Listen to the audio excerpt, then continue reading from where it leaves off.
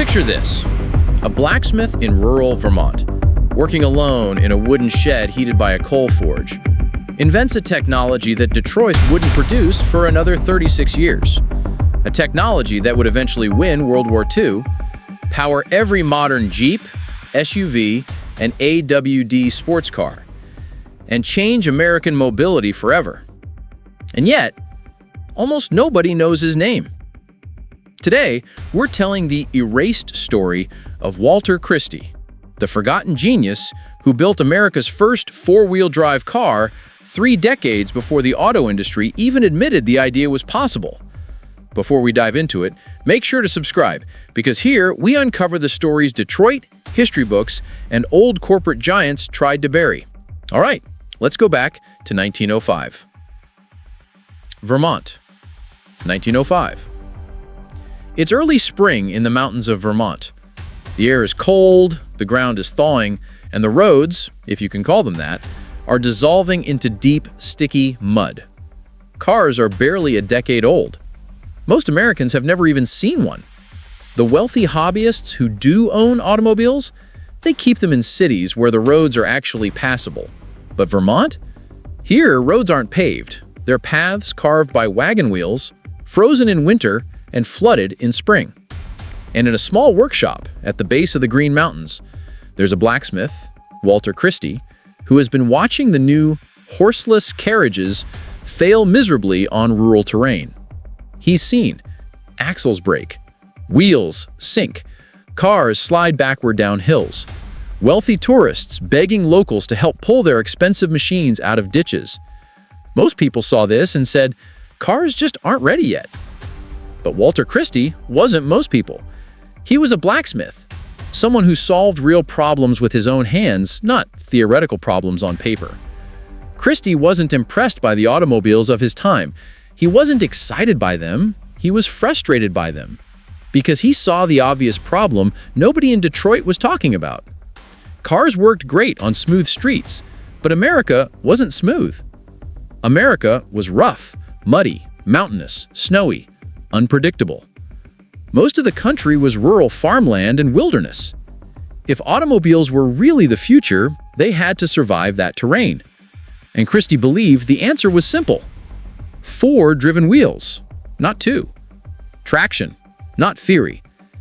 Engineering for reality, not cities. But in 1905, Detroit laughed at the idea. They said it was too complex, unnecessary, impossible with modern materials. Christy didn't argue.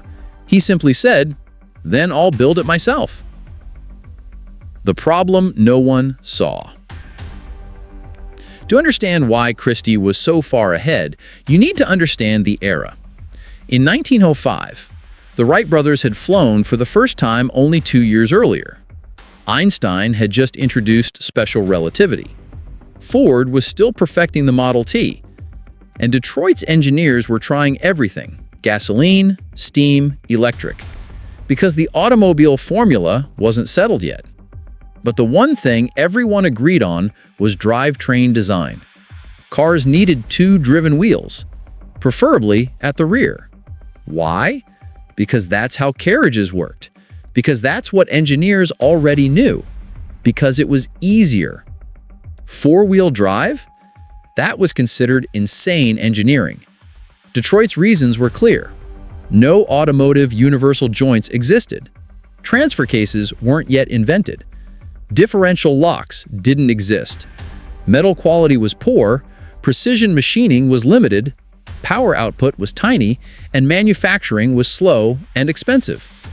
Even the smartest engineers in Detroit declared 4WD mechanically impossible. But Christy wasn't an engineer. He wasn't trained to think inside the same box they were stuck inside. He was a blacksmith. A blacksmith who fixed farm machinery, repaired wagon wheels, built tools from scratch, forged components by hand, and understood friction, leverage, torque, and load in a purely practical way. And most importantly, he lived in real-world America, not Detroit. He saw mud season swallow cars whole. He saw winter make travel nearly impossible. He saw mountain roads defeat every engine, every wheel, every axle. He didn't see problems. He saw opportunities to build something better. So he began designing a machine Detroit didn't think was necessary, and rural America desperately needed. Inventing four-wheel drive by hand. Back in his workshop, Christy started sketching ideas. Not on blueprints, on scrap paper, on the backs of receipts, sometimes even directly on the wooden bench. He didn't have engineering textbooks. He didn't have a factory. He didn't have funding. He had a forge, an anvil, hand tools, and raw determination. His goal was clear: transmit power from a single engine to all four wheels. But how? Detroit was trying complicated gear systems. Christy went simpler.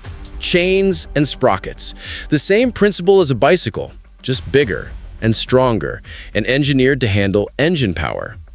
Here's what he built: a front-mounted four-cylinder engine, a custom transmission he forged himself, chain drives running to each wheel, individual sprockets allowing each wheel to rotate independently, a crude but effective slip system to handle turns, heavy, overbuilt steel frame, minimal bodywork. This was about function, not beauty. The chains were noisy. The sprockets weren't elegant. The whole system looked more like a farm machine than a car, but it worked. That was the miracle. By late 1905, his first prototype was ready. Now came the moment of truth. The Vermont hill test. There was a hill in town that every automobile had failed to climb. Farmers joked that only horses and fools try it. Christy drove his homemade 4WD machine to the bottom, engaged the system, and started climbing. People expected wheel spin, sliding, engine stall, failure. What they saw instead was shocking. The wheels dug in, the chains clanked, and the machine climbed, steady, controlled, unstoppable. When he reached the top, farmers were cheering. Word spread across Vermont. Christy built a mountain climber. For the next 2 years, Christy refined the design.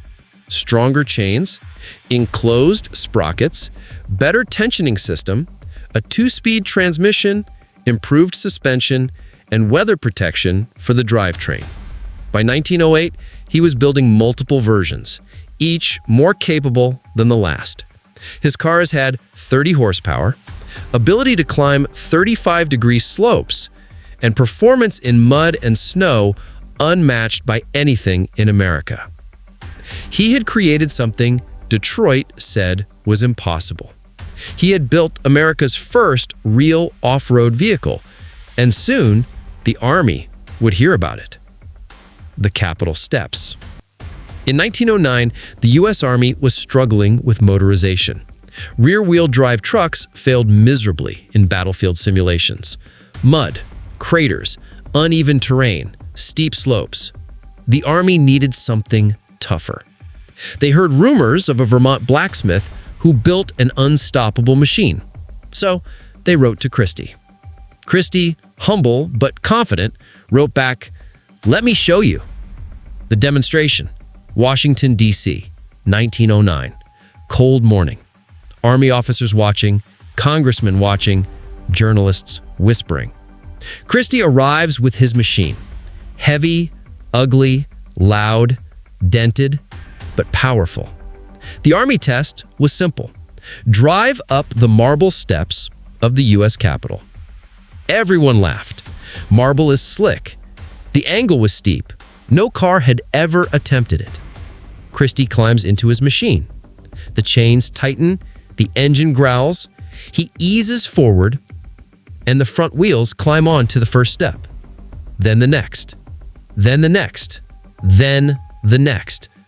Against all logic, the vehicle crawls up the Capitol steps, the crowd stunned into silence.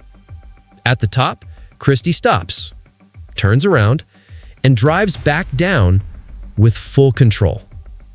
The Army is convinced. They immediately negotiate a contract. 25 four-wheel drive military vehicles, with plans for hundreds more. Christy returns home a hero. He expands his shop. He hires workers.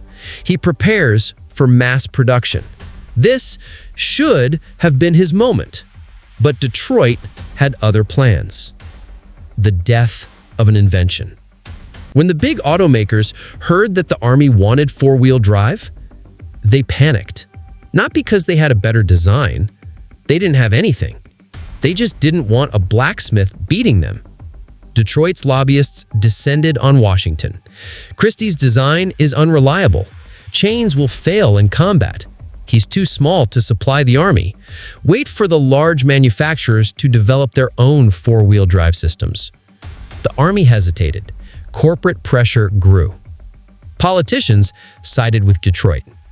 The contract was canceled. Not delayed, canceled. Christy was crushed. The biggest opportunity of his life gone because of politics. For the next 30 years, the Army continued using rear-wheel drive vehicles that failed in every rough terrain test. Detroit didn't build a four-wheel drive system. They just stopped Christy from doing it. America would wait until 1940, 31 years later, for the next real 4WD military vehicle, the Jeep. And it followed Christie's principles almost exactly. His later work. Christy didn't quit. He kept innovating. Between 1910 and 1925, he created early front-wheel drive systems, a precursor to modern all-wheel drive, independent suspension decades ahead of its time. Multi-range transmissions, race cars that dominated hill climbs, off-road utility vehicles for mines and fire departments. He even became a tank designer during World War I. His suspension system became the foundation of the Christie suspension, used in British tanks, Soviet tanks, and most famously, the T-34, considered the best tank of World War II. Christy never became rich. Detroit never apologized. The world never gave him proper credit. But he kept building, kept innovating, kept believing.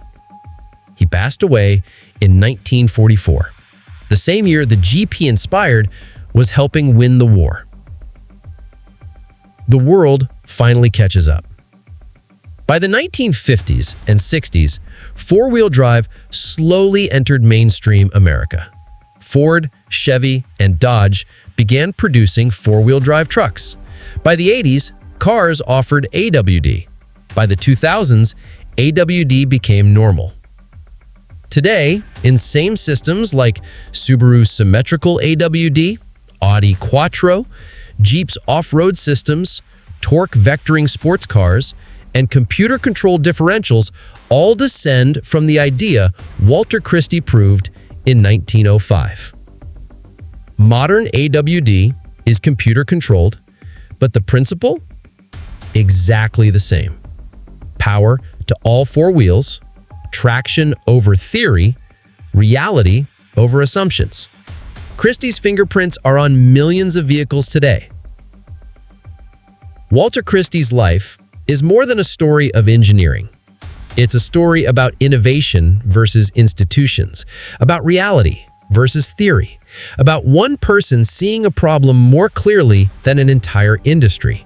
A blacksmith solved a problem that Detroit refused to acknowledge. He built the first 4WD vehicle in America. He showed the Army the future. He climbed the Capitol steps when everyone said it was impossible. And Detroit buried his invention for 3 decades because it threatened their power. But history has a funny way of correcting itself. Every Jeep climbing a rocky trail, every SUV powering through snow, every sports car launching with AWD, every truck pulling someone out of the mud, all of them whisper the same truth. Walter Christy was right, and Detroit was wrong. If you love forgotten engineering stories, the truth behind suppressed inventions, and the real history that corporations tried to hide, subscribe, because we're just getting started. More stories coming soon.